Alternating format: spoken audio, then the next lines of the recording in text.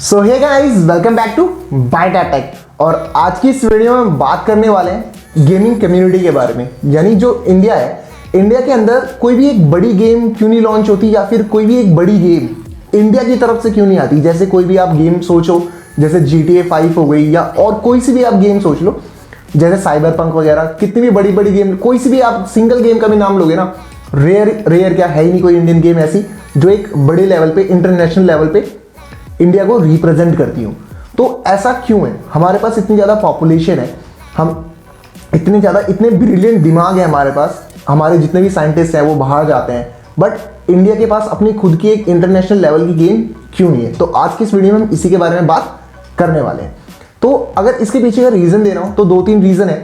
जो सबसे पहला रीज़न जो यहाँ पर आता है ना, वह है हमारा इंडियन कल्चर। अब हमारा इसमें इंडियन कल्चर का क्या दोष है, आप ये भी सोच रहे होगे। तो इसका जो रीज़न है वो इंडियन कल्चर ही है। मैं समझाता हूँ आपको कैसे। कि आपको पता होगा कि अगर मैं अब वो फिलहाल आज के टाइम पे अगर सिनेरियो थोड़ा सा बदल गया है, थोड़ा सा, ज़्यादा नहीं, थोड़ा सा भी सिनेरियो बदला है, लोगों को पता चला है कि हाँ, गेमिंग भी कोई एक करियर होता है, कि गेमिंग से भी हम अपना करियर बना सकते हैं। बट अगर मैं आज से 2-3 साल पहले की बात करूँ ना, तो अगर आप गेमिंग कर रहे हो तो लोग ये सोचते थे, या हमारे घर वाले ये सोचते थे, सिर्फ टाइम बर्बाद कर रहा है और कुछ नहीं कर रहा। और फ्रेज भी है कि पढ़ोगे लिखोगे तो बनोगे नवाब, खेलोगे कूदोगे तो बनोगे खराब। और ये डायलॉग तक चलता आ रहा है। और अगर खेलने के लिए भेजते भी हैं तो आउटडोर गेम खेलो, गेम खेलने में क्या रखा है, गेम खेलोगे आंखें खराब होंगी वगैरह वगैरह। बट उन्हें ये नहीं पता कि गेम खेलने से हमारी बहुत सारी चीज़ें इंप्रूव होती हैं। कि जैसे इंस्टेंटली कोई भी चीज़ होता है, हमारे जो आप कह सकते हो रिफ्लेक्स या फिर रिस्पॉन्स टाइम हमारा कम होता है, कि हम किसी भी चीज़ के लिए कितनी जल्दी रिस्पॉन्स कर रहे हैं। हमारी थिंकिंग इंप्रूव होती है। बहुत सारी चीज़ों में गेमिंग भी हमारी मदद करता है। क्योंकि देखो, हर सिक्के के 2 पहलू होते हैं, और किसी भी चीज़ को अगर एक्सेस किया जाए, यानी ज़्यादा किया जाए, तो वो हानिकारक होता ही है, तो वो हार्मफुल है ही। तो उसमें तो कोई दोराय नहीं है, उसमें कोई डाउट नहीं है।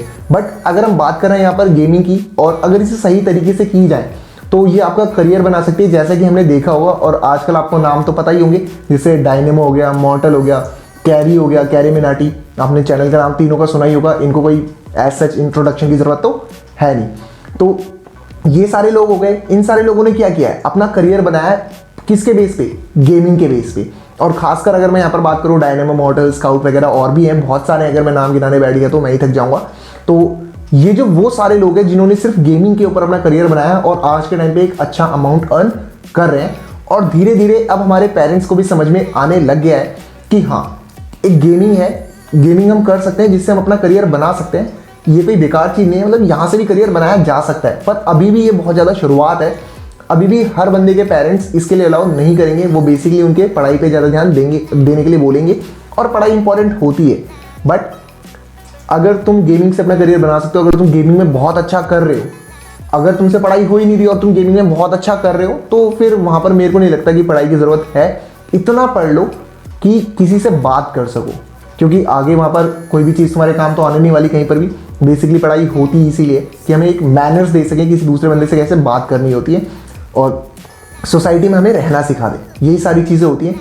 और बाकी तो फिर जो अगला रीज़न है यहाँ पर वो ये है कि हमारे पास कभी वो कम्युनिटी थी नहीं, जो हमारे पास कल्चर वो था नहीं, जिस वजह से हुआ क्या, कभी शुरुआत नहीं हुई। तो आज के टाइम पे क्या है कि एक लेवल बन चुका है, और उस लेवल को तोड़ने के लिए अगर हमें वहाँ घुसना है तो उस लेवल की चीज़ें हमें प्रोवाइड करानी पड़ेंगी। और उस लेवल की चीज़ें प्रोवाइड कराने के लिए हमें चाहिए कैपिटल। बंदा एक टाइम के लिए चलो कहीं ना कहीं से अरेंज कर लेगा, कहीं से भी उसने इन्वेस्टर वगैरह से कहीं से भी अरेंज कर लिया कैपिटल, पैसे एक टाइम के लिए इकट्ठे हो गए।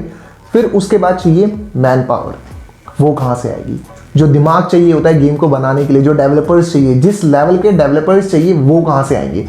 फिर अगर हम इसकी कह रहे हैं तो चलो ठीक है, IIT से लोग उठा लेंगे, IIM से लोग उठा लेंगे। पर फिर यहाँ पर भी ये दिक्कत है, अब हम फ्रेशर्स को उठा रहे हैं। फ्रेशर्स को उठाने का मतलब क्या है? अब मैं ये नहीं कह रहा कि फ्रेशर्स हाँ उतना अच्छा नहीं कर पाएंगे, हो सकता है वो बहुत ज़्यादा एक्स्ट्रा ऑर्डिनरी भी काम कर सकते हैं। बट अगर हम एक नॉर्मल सिनेरियो की बात करें तो एक्सपीरियंस होता है। एक्सपीरियंस आप नॉलेज में मेरी बराबरी कर सकते हो, बट जो एक्सपीरियंस होता है उसकी बराबरी नहीं कर सकते। वो एक्सपीरियंस जो उसने गेन कर लिया है, तो वहाँ पर एक्सपीरियंस काम आ जाता है। और बड़ी बड़ी कंपनियों में एक्सपीरियंस वाले बंदों को क्यों हायर किया जाता है और उन्हें ज़्यादा पैसे क्यों दिए जाते हैं? क्योंकि उनकी गाइडेंस में सारे काम होते हैं। उन्होंने पहले ही बहुत सारी गलतियाँ कर ली होती हैं, उन्हें चीज़ें पता होती हैं कि हाँ कैसे क्या होगा। एक ये दिक्कत हो गई। दूसरी दिक्कत यह है पायरेसी की। जो पायरेसी है ना वो बहुत बड़ी प्रॉब्लम है इंडिया के अंदर।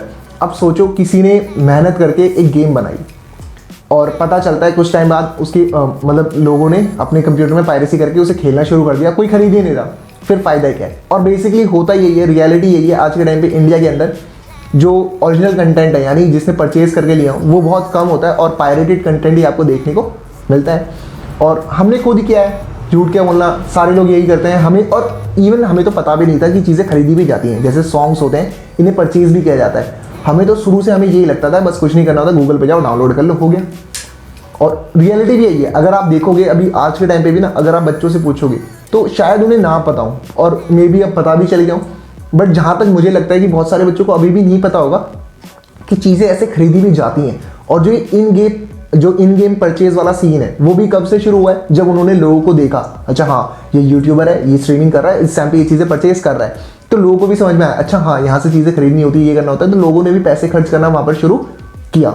और जो दूसरी सबसे बड़ी दिक्कत है, और जितनी अच्छी हमें गेम बनानी होगी उतने अच्छे हमें इक्विपमेंट भी लगेंगी, और ये दिक्कत है कि फिर हमारे पास इक्विपमेंट की भी दिक्कत आ जाती है। और अगर हम बाहर से आउटसोर्स भी करते हैं पीपल वगैरह को, लोगों को अगर हमने आउटसोर्स किया बाहर से, फिर यहाँ पर वो दिक्कत आ जाती है, हम उन्हें एनवायरनमेंट वैसा नहीं दे पाते जिस वजह से वो यहाँ पर आना पसंद नहीं करते। और जो यहाँ के खुद का माइंड होता है ना वो बाहर जाता है, क्योंकि उन्हें बाहर अच्छा एनवायरनमेंट मिल रहा है, एक अच्छा फ्यूचर मिल रहा है और पैसे तो ज़्यादा मिल ही रहे।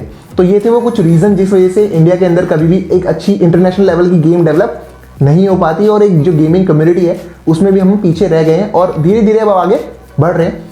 तो दैट्स इट गाइस, ये थी आज की हमारी वीडियो। और अगर आपको हमारी वीडियो पसंद आई so please hit that subscribe button और बेल आइकन को भी दबा देना ताकि आपको हमारी वीडियो की सारी नोटिफिकेशन टाइम टू टाइम मिलती रहे।